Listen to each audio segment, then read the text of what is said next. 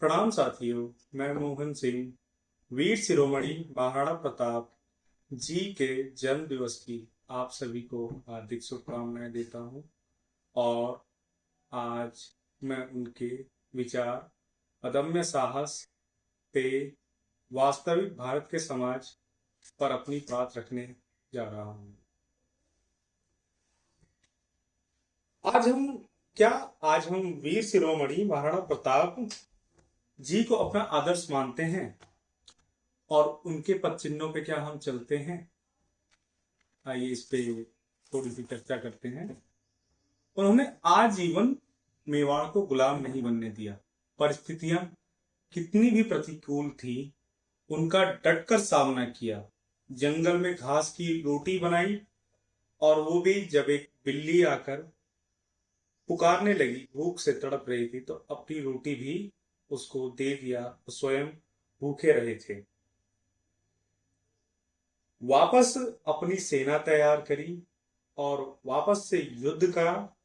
मुगल मुगल और जो भी उनके दुश्मन थे, और अपना मेवाड़ राज्य पुनः हासिल कर लिया था।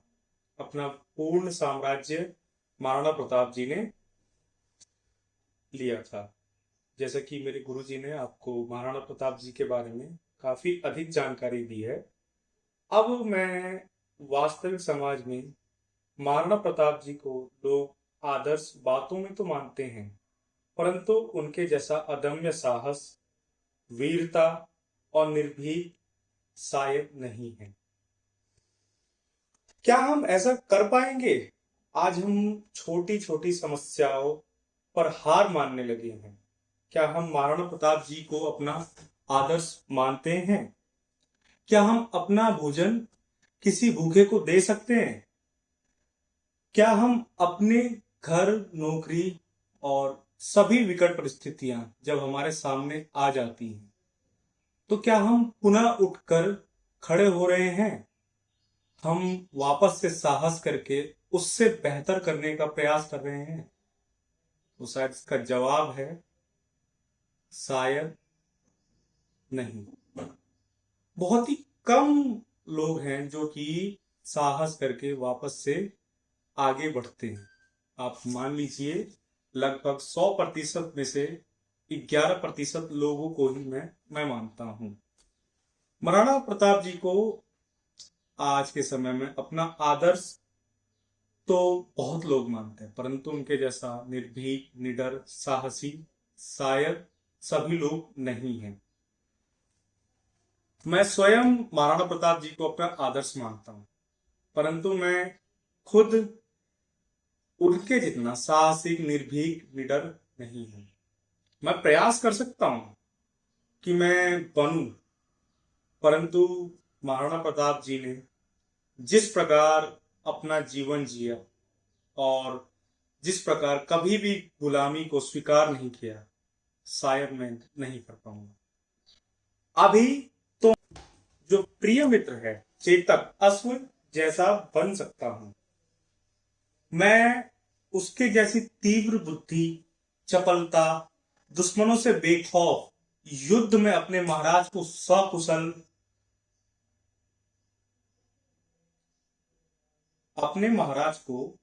सकुशल बचाकर उनके गंतव्य तक पहुंचाने का प्रयास कर सकता हूं। अभी मैं जो है एक चेतक की तरह, जैसे कि मैंने सुना है कि चेतक ने बहुत ही बड़ा नाला या खाई जिसे कहते हैं उसको पार किया था, तो अभी हमारे समाज में भी बहुत सारे ऐसी खाई और नाले कह सकते हैं जिसको मैं धीरे धीरे पार करने का प्रयास कर रहा हूं। जैसे कि ये जो नाले हैं, जिसको मैं नाला या खाई कह रहा हूं, जिसमें धर्म अधर्म, ये एक बहुत बड़ी खाई है। ऊंच नीच, अमीर गरीब, इस खाई को मैं पार करने का पूर्ण प्रयास कर रहा हूं, और मुझे उम्मीद है शायद मैं एक दिन सफल जरूर होऊंगा। जैसे कि हम चेतक की बात कर रहे थे, तो कविता मुझे याद आ गई, मैंने कक्षा 6 में अपने पुस्तक में पढ़ी थी, जो कि महाकवि श्याम नारायण पांडे द्वारा हल्दी घाटी के काव्य से उत्तरित है, जिसमें चेतक के अदम्य साहस वीरता का वर्णन है। और मैं आप सभी के सामने इस कविता को प्रस्तुत कर रहा हूं। मुझसे यदि कोई गलती हो जाती है हिंदी के शब्दों में तो मुझे कृपया क्षमा करें। रणबीर चौकड़ी भर भर कर चेतक बन गया निराला था। राणा प्रताप के घोड़े से पड़ गया हवा का पाला था। गिरता न कभी चेतक तन पर, राणा प्रताप का कोड़ा था। वह दौड़ रहा अरिमस्तक पर, यह आसमान का घोड़ा था। कौशल दिखलाई चालों में, उड़ गया भयानक भालों में। निर्भीक गया वह ढालों में, सरपट दौड़ा करवालों में। है यही रहा अब यहां नहीं, है वही रहा अब वहां नहीं। थी जगह न कोई जहां नहीं, बढ़ते नक्शा वह लहर गया। वह गया गया फिर ठहर गया, बिल्कुल ब्रजवा था बादल सा, और की सेना पर ठहर गया। भाला गिर गया नित्रंग, हम तापों से खन गया अंग। बैरी समाज रह गया दंग, घोड़े का ऐसा देख रंग। इस कविता को मैंने पूरा प्रयास करा कि आप सभी के सामने बेहतर ढंग से पेश करूं, परंतु कुछ त्रुटि हो सकती है और कहीं भी होंगी। अब मुझे जब ये ज्ञात हुआ, क्योंकि मैं कक्षा 6 में अपने जहाँ पे मैं रहता हूँ वहीं पे एक छोटा सा विद्यालय है, वहाँ मैं पढ़ता था, जहाँ पर मेरे सहपाठी या मेरे सीनियर 2 भाई थे जिनका नाम पंकज सिंह और अनुज सिंह था। मेरी उनसे मित्रता हुई और बाद में यह ज्ञात हुआ कि वो सिसोदिया कुल के से संबंध रखते हैं।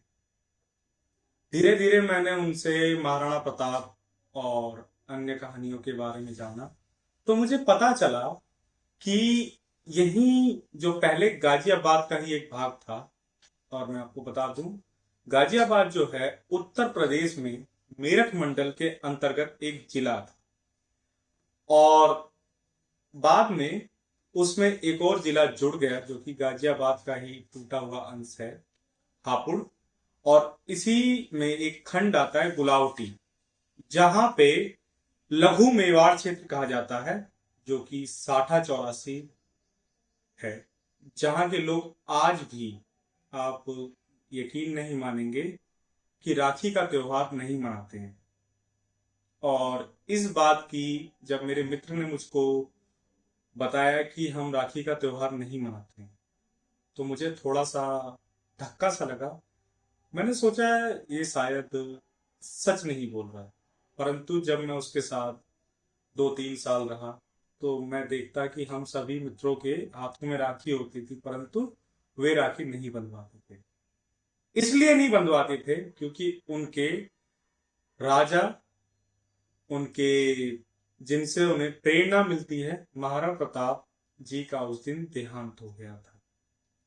तो जब भी उनके घर में, उनके कुल में राखी के दिन यदि कोई पुत्र का जन्म हो जाता है तो वे लोग तो आगे राखी मनाते हैं, परंतु जिनके घर नहीं होता है वे आज भी लघु मेवाड़ क्षेत्र साठा चौरासी के लोग राखी का त्योहार नहीं मनाते हैं।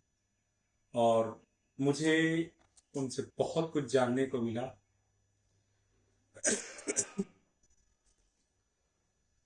तो भारत में ऐसे लोग भी हैं जो महाराणा प्रताप जी को बल्कि मानते ही नहीं, उनकी जितनी भी बातें हैं और उन्होंने जैसा अपना जीवन जिया उससे प्रेरणा ही नहीं लेते बल्कि अपने जीवन में जीते भी हैं। कई लोग आप देख सकते हैं भारतीय सेना में, आप राजस्थान में देख सकते हैं बहुत से योद्धा जिन्होंने महाराणा प्रताप जी से प्रेरणा ली और आज भी एकदम निर्भीक निडर बॉर्डर पे खड़े हैं। हर विशेष के लोग जो कि महाराणा प्रताप से प्रेरणा लेते हैं, क्योंकि राजा एक विशेष धर्म का नहीं होता, एक विशेष जाति का नहीं होता, राजा सभी का होता है।